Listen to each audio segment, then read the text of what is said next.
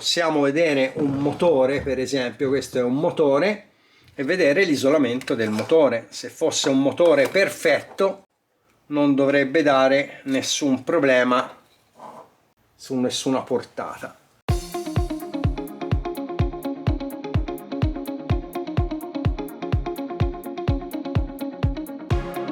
Allora, buongiorno e benvenuti su The River Lab. Prima di tutto perdonate il caos che c'è alle mie spalle, ma sto lavorando su questo amplificatore qui. Ora, lavoro è un parolone, nel senso sono in pensione, che sto comunque trafficando con questo amplificatore qui che si intravede, che mi sta facendo diventare matto, anche perché ci hanno messo le mani. Che sto cercando di capire cosa ha l'amplificatore e cosa invece non ha l'amplificatore, ma magari è un problema creato. Comunque vabbè, lo lì da una parte e vedremo un attimino, insomma, ma quello è un'altra storia. Se mi piace, forse ho iniziato a fare il video, lo continuo, se no lo prendo come a martellate, vabbè. Comunque oggi vi volevo parlare di misuratori di isolamento. Alcuni mi hanno chiesto se faccio vedere qualche strumento e spiego come funzionano. Siccome c'è stato interesse per un misuratore di isolamento che mi avete visto usare, il famoso Megger, allora vi faccio vedere sia quello che è il classico misuratore a manovella, che un altro che è la versione elettronica un pochino più moderna. Vi faccio vedere gli usi più semplici per cui può servire e spero di far piacere a qualcuno. Comunque, come al solito, mi viene da ridere perché ve lo dico tutte le volte, come al solito, se i miei video vi piacciono e se le trovate interessanti, iscrivetevi al canale, che magari il canale cresce, se no poi alla fine i video le vediamo sempre noi, sempre i soliti, perché YouTube non le pubblica, non le promuove, ecco, tutto lì. E sicché iscrivetevi al canale, che torna bene, diciamo, a me, perché fa crescere il canale, a voi non vi costa niente e andiamo avanti così. Chi mi vuole contattare, c'è l'email sul canale, ma usate l'email giusta, perché un'email è riservata alle domande, l'altra no, e tutti ovviamente dove scrivono, non tutti, quasi tutti, alla prima che ne capita sotto mano, che non è riservata alle domande, e sicché io non la vedo e non vi posso rispondere. Comunque continuate a vedere questo video e vedete anche questa volta cosa combino per voi. Allora, nel video oggi, come accennato, si parlerà di misuratori di isolamento. Perché? Perché qualcuno mi ha chiesto informazioni su questo qui che mi ha visto usare, questo qui a manovella, il famoso Megger, e già che ci sono vi faccio vedere anche la versione un pochino più moderna, che è questa, che è digitale. A cosa servono, diciamo, i misuratori di isolamento? Vediamo un attimino di avvicinare l'immagine.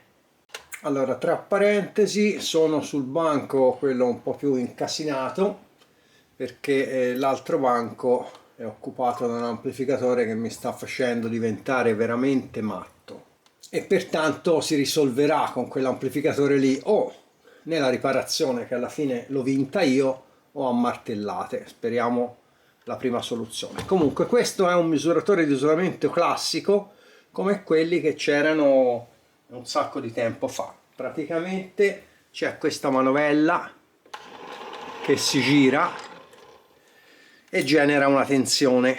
Qui ci sono i due cavi che vanno messi all'apparecchio da misurare, e qua ve lo giro un attimino, se vedete qui il lago, quando non si gira lo strumento, quando non si gira la manovella, rimane in una posizione che gli pare a lui, però è normale.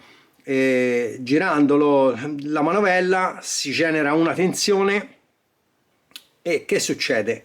L'ago, dopo vi faccio vedere, deve rimanere praticamente in fondo, non si deve muovere da qua. Mano a mano che va in là è isolamento che ce n'è, diciamo, meno, e sicché in base al valore che leggiamo sappiamo quanto questo isolamento è brutto. Allora, in un mondo, diciamo, ideale, i cavi le lascio separati, ovviamente. In un mondo ideale, spero si veda, perché oltre a essere sul banco piccolino, c'ho la telecamera alta, io sono basso, vabbè.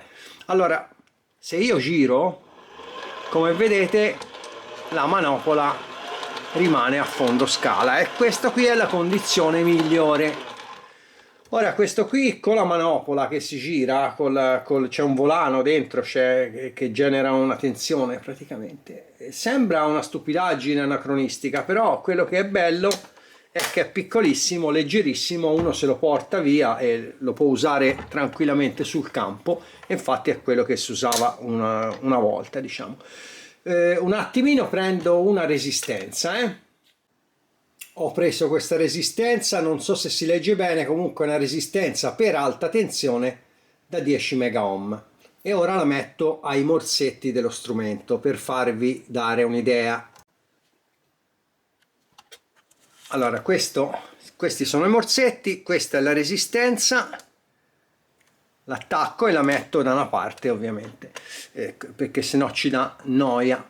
Allora, non è uno strumento precisissimo, ma non ci interessa, perché come si è detto non si dovrebbe muovere da lì. Prima vi ho fatto vedere che non si muoveva mentre giravo la manovella, e ora se la giro praticamente si ferma a circa, un attimino, si ferma a circa 10, ripeto, non è precisissimo, ma non si dovrebbe muovere.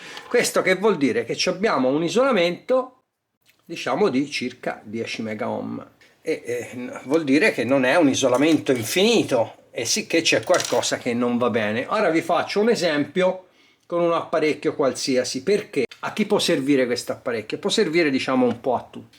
Principalmente lo usa chi fa trasformatori, chi lavora nei motori elettrici, ma lo può usare tranquillamente anche chi ripara, che ne so, la lavatrice, per vedere se il motore è in dispersione, e dopo se ne vede uno, fra parentesi.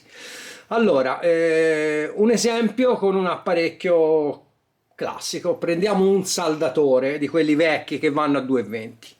Questo è un pirografo, fra parentesi, mi è capitato sotto mano, non so nemmeno dove l'avevo, come mai l'avevo. Comunque questo qui, diciamo, comunque è un saldatore, alla fine lasciamo stare che la punta sia diversa, fa le veci di un saldatore a stagno. Qui c'è la spina, e io ora attaccherò il morsetto fra un capo della spina e la massa del saldatore, la carcassa. Lo sposto, perché se no non vi faccio vedere. Sposto il misuratore qui, giro la manovella, poi vi faccio vedere quello elettronico che si vede meglio e fa delle misure più accurate. Comunque lo giro e, come vedete, praticamente rimane in fondo, e questo vuol dire che questo saldatore è completamente isolato, perlomeno fino a 1000 volt, perché questo genera 1000 volt. L'altro apparecchio che vi ho fatto vedere digitale arriva fino a 2500 volt, sicché è in grado di individuare delle dispersioni in maniera più accurata, perché arriva a tensione più alta. Che se visto che giro la manovella, lui non si muove da lì, io so che ho un buon isolamento. Cambio saldatore. Questo qui è vecchio come il cucco, credo di avercelo da quando avevo 12 o 13 anni, ovviamente. Saldatore da valvole praticamente. Solito ragionamento: lo metto, una parte la metto alla spina, l'altra parte la metto alla carcassa, lo sposto come ho fatto prima, e se io giro, questo qui dà un'altra misura. Come vedete, anche questo qui è intorno a 15 mega ohm circa. Che vuol dire? Che, diciamo, è in dispersione. Ora 15 mega ohm non è che uno prende la scossa e non fa nemmeno saltare il salvavita, perché per saltare il salvavita, diciamo a occhio e croce, un salvavita da 30 mA salta con 8 kΩ, 7, qualcosa, ora a mente non me lo ricordo, diciamo intorno agli 8 kΩ salterebbe i 30 mA a 230 volt, mentre quelli più sensibili da 10 mA salterebbero con circa 23 kΩ, sicché diciamo questo qui ci dice che è in dispersione. Ovviamente non fa saltare il salvavita e non ci prendiamo la scossa, questo però ci dice comunque che è in dispersione. Sicché la differenza è che l'altro era completamente isolato, questo che è più vecchio e più usato ha una certa dispersione, e qui ci ha già detto che questo apparecchio comunque è in dispersione. Ora io metterei da parte un attimino questo misuratore qui, vi farei vedere quello digitale che si vede meglio e comunque fa le funzioni di questo alla fine, però si vede meglio, è più moderno. Però ripeto, questo qui è molto comodo, uno lo chiude, se lo porta via, è leggero, sarà 200 grammi, mezzo chilo, quello che sia, e è molto più comodo di portare questo che ha bisogno delle batterie oppure di un'alimentazione come gli sto dando ora, e sul campo diciamo torna un attimino peggio. Ora vediamo questo qui. Allora, un altro vantaggio io sono per la roba vecchia, abbiate pazienza. Un altro vantaggio dell'altro misuratore è che non costa niente, ovviamente questo costa qualche soldo di più, però la funzione che fanno alla fine è la solita, solo che questo arriva fino a 2500 volt invece che a 1000. Ve lo inquadro un attimino da vicino, dico sempre un attimino, abbiate pazienza, ma poi mi ci prendono in giro. Ora lo sposto. Allora, questo qui ha il vantaggio di poter misurare in base alla tensione che gli diamo. Questo è 500 volt, 1000 volt, 1500 volt, 2500 volt. Questo arriva fino a 2500 volt, vale a dire che io posso decidere che tensione far erogare dallo strumento e così sapere fino a che tensione la cosa che ho in oggetto è isolata, e è una bella cosa, perché ora vi faccio vedere che non serve solamente per misurare la dispersione diciamo di un motore o di un apparecchio elettrico, ma serve anche per poter testare dei cavi, per poter testare degli interruttori, delle cose, per vedere se si fa un progetto che tipo di isolamento hanno, se abbiamo acquistato un oggetto fatto bene oppure una ciofeca. Allora rifacciamo la misura di prima. Prendiamo il saldatore. Ora io i cavi li collego direttamente e vi faccio vedere solamente il frontale dello strumento, se no diventa una cosa incredibile, poi va a noio. Comunque i cavi dello strumento per misurare l'isolamento sono questi due, praticamente. Io questi due li attaccherò di volta in volta, uno alla spina e uno alla massa. Ve lo faccio vedere una volta e poi basta, nel senso vi faccio vedere la misura. Lo andiamo a provare per esempio a 1000 volt come l'altro. Questo qui, essendo digitale, ci darà una misura diversa, quell'altro non si muoveva, e questo qui mi fa vedere che quando io mi avvicino ai 1000 volt in realtà ho 2,45-2,5 giga come isolamento, che ovviamente non sono niente. Se io rimetto l'altro saldatore, quello che segnava anche nell'altro, cioè questo qui rosso, e lo collego come vi ho già fatto vedere, e sicché non ve lo rifaccio vedere, mi darà un isolamento più basso. Infatti mi dà, invece che l'isolamento di giga e rotti, non me lo ricordo già più quanti erano, di 9,2 mega ohm, però che è circa quello che siamo andati a leggere, questi 10, 12, 15 mega ohm con l'altro strumento che è meno preciso. Che vuol dire che questo strumento è in dispersione, però non non è pericoloso. Ovviamente c'è la possibilità di prendere un altro saldatore, lo collego nella stessa maniera, uno a un capo della spina e l'altro alla carcassa. Lo potrei collegare qui alla terra, ma mi torna meglio alla carcassa, perché uno è al capo della spina e l'altro lo collego alla carcassa, e vediamo questo qui a 1000 volt se è isolato meglio o se è isolato nella stessa maniera. Ecco, vediamo per esempio che questo a 1000 volt non fa una grinza, sicché diciamo è isolato meglio. Allora, a quanti volt l'isolamento potrebbe, diciamo... Allora, ora lo metto a 1500 volt e guardiamo se a 1500 volt l'isolamento inizia a crashare, diciamo, per usare una parola straniera che la usano tutti, bella, no? Anche a 1500 volt questo qui rimane bello isolato. Proviamolo a 2500 volt e vediamo se è isolato totalmente o se a 2500 volt qualcosa segna. Ecco, noi abbiamo un isolamento di circa 20 giga con questo qui, sicché diciamo è molto ben isolato, perché siamo dovuti andare a 2500 volt per vedere un crack dell'isolamento. Non serve ovviamente solo per misurare un saldatore, possiamo vedere un motore, per esempio questo è un motore, e vedere l'isolamento del motore. Se fosse un motore perfetto non dovrebbe dare nessun problema su nessuna portata e su nessun morsetto. Ora io l'ho messo a un avvolgimento qualsiasi del motore, ripartiamo da 500 volt, facciamo la prova, e comunque questo motore è leggermente in dispersione perché sono 278 mega ohm su questo capo dell'avvolgimento. Proviamo un altro capo dell'avvolgimento, ha più di un avvolgimento, questo qui, e vediamo cosa succede. Ha più avvolgimenti separati, se non mi sbaglio.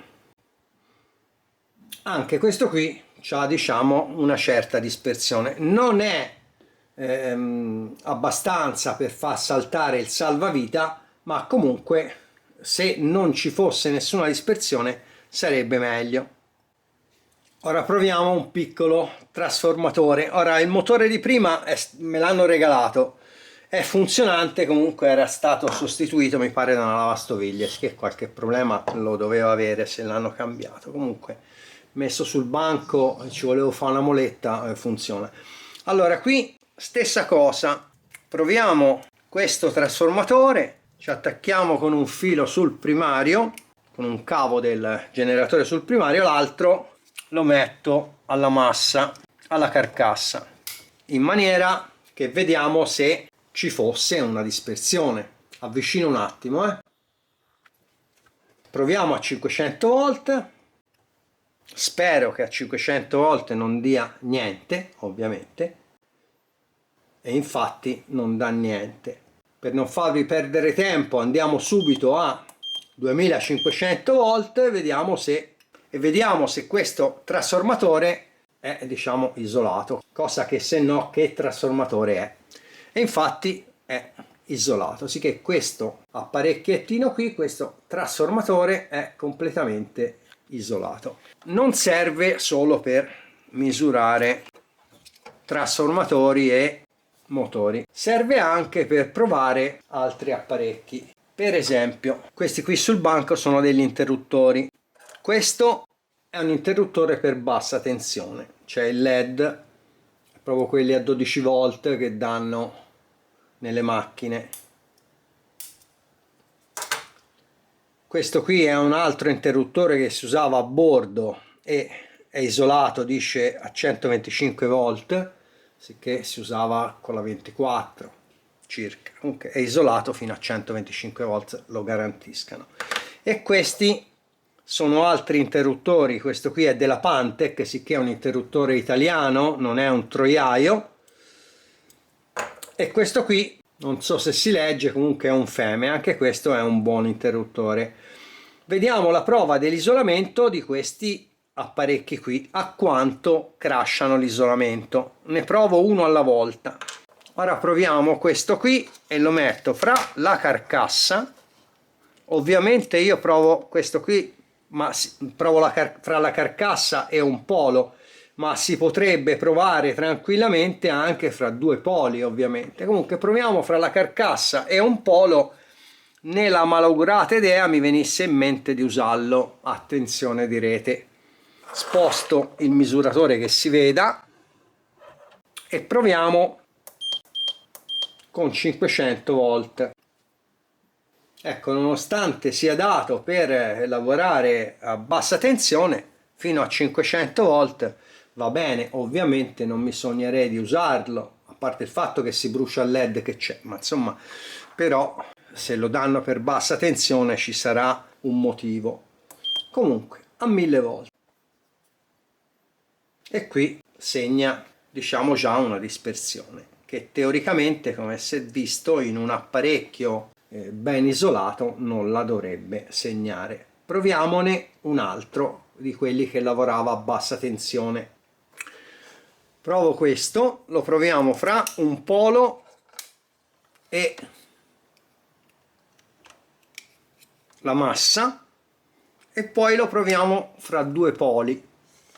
Allora, fra un polo e la massa proviamolo a 500 volt. Questo è un apparecchio che diciamo tensione di lavoro nominale 125 volt, e questo qui diciamo è già peggio fra la carcassa e un polo che di quello per macchine di questo. Praticamente già a 500 volt segna che questo assolutamente, magari a 220 sarebbe meglio non usarlo, anche se 2,25 giga non sono niente. Vediamo fra i due poli. Qui ovviamente mi aspetto che l'isolamento sia più alto, perché se no praticamente mi conduce direttamente anche quando è spento. Invece anche qua, diciamo, se per carità 2 giga non è che conduce, però aspetterei un isolamento più alto. Allora proviamo questo Feme qui, piccolino, è più piccolino, teoricamente dovrebbe reagire ancora meno. Solito discorso, lo mettiamo fra la carcassa e i poli. Proviamo a 500 volt. Io vi sto parlando se dovessi scegliere un interruttore per un progetto, ovviamente, perché è chiaro che anche questo, se lo mettiamo a 220 non è che ci si prende la scossa, intendiamoci, perché se no qualcuno poi lo scrive. È solo per capire. Comunque questo a 500 volt l'isolamento lo dava a posto, proviamo a 1000, eppure è più piccolo, sicché teoricamente dovrebbe essere anche più facile che perda l'isolamento. È più piccolo, è più vicino. Anche a 1000 volt va bene. Andiamo subito a 2500 volt. Ecco qua, questo è un apparecchio che è più che sicuro e lo possiamo usare proprio, dovessi scegliere fra l'altro e questo, 100.000 volte questo, perché questo ovviamente è più isolato. Stessa cosa, ora questo misurarlo fra i due poli con quei coccodrillini lì grossi non torna, però si fa la prova con questo Pantec, con questo qui. Allora questo Pantec qui facciamo la stessa prova, lo prendiamo fra, prima di tutto fra i due, è un quadripolare questo qui, fra i due contatti e la massa. Intanto proviamolo direttamente a 2500 volt perché ho fiducia, è un Pantec, ho fiducia. E questo qui mi dà comunque 54 giga a 2500 volt. Proviamolo a 1500, diciamo, per usandolo a 220, a 230 ci dà tranquillità, anche se diciamo anche se l'interruttore è vecchio. Ora proviamo fra due contatti, sono aperti, quell'altro si è visto che segnava comunque. Vediamo questo fra i due contatti se c'è una qualche dispersione a 1500 volt.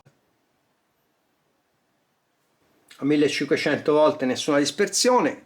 Vediamo fra due contatti a 2500 volt. Ora spero di non essere troppo noioso, Ecco, fra due contatti anche questo qui a 2500 volt è completamente isolato, sicché ovviamente se dovessi scegliere fra questo interruttore qui che a 500 volt cominciava a dare nel matto e questo Pantec qui per un progetto mio, ovviamente se posso sceglierei questo. Diciamo può servire anche per quella cosa lì, ma per concludere può servire anche per vedere magari la bontà di alcuni cavi. Allora, questo è un cavo cinese, questo è un cavo diciamo cinese.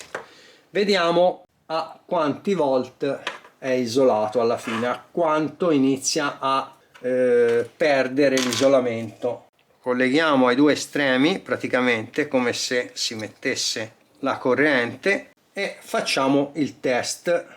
Partiamo da 1000 volt. Ovviamente, per carità, anche se segnasse qualcosa a 1000 volt va bene lo stesso, non è che non si può usare, è un cavo che si usa normalmente, però come vedete questo qui segna già 4,90 giga, che ripeto non sono niente, ma in un mondo ideale si è detto non dovrebbe segnare niente. A 500 volt mi aspetto che non segni niente, che diciamo a 500 volt è completamente isolato e ovviamente stiamo più che tranquilli lo stesso. Proviamo un altro cavo che se non mi sbaglio dovrebbe essere di produzione europea, però non garantisco. Lo collego nella stessa maniera, anche questo a 500 volt sicuramente non segnerà niente e vediamo dopo se a 1000 volt segna anche quello. Non segna niente, portiamolo a 1000 volt, questo non segna niente, sicché già è un cavo di qualità più buona. Abbiamo potuto vedere che anche questo cavo è più buono del suo gemello. Proviamolo anche a 1500 volt, anche se ovviamente un cavo così a 1500 volt non deve lavorare, però lo proviamo, perché se dobbiamo acquistare una partita di cavi e voglio vedere qual è a parità di prezzo, qual è più bello, vedremo quale scegliere. Anche a 1500 volt questo qui non fa pio. Ora ovviamente a 2500 volt probabilmente perderà un pochino l'isolamento, però questo per dire a cosa serve un tester di isolamento. Ecco, a 2500 volt un po' l'isolamento lo perde, però stesso discorso, se c'è pochissimo di prezzo e devo comprare, che ne so, 1000 cavi di questo, non è il mio caso ovviamente, o 1000 cavi di quest'altro, compro 1000 cavi di questo, perché comunque sia, se devo pagare la stessa cifra sono più buoni perché hanno più isolamento. Penso in questo video a grandi linee di avervi spiegato a cosa serve un misuratore di isolamento. Spero che a qualcuno gli abbia fatto piacere. Poi ovviamente si può usare per altri scopi anche, però questi qui diciamo sono gli usi più comuni. Se il video vi è piaciuto commentate, iscrivetevi al canale che è gratis e chi volesse supportare il canale può abbonarsi o fare una donazione PayPal. Noi ci vediamo al prossimo video. Ciao a tutti!